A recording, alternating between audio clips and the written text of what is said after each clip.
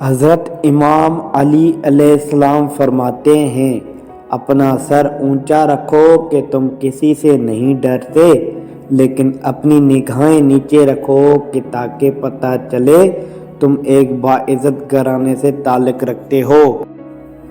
پردے کی سختی تمہارے لیے بہتر ہے۔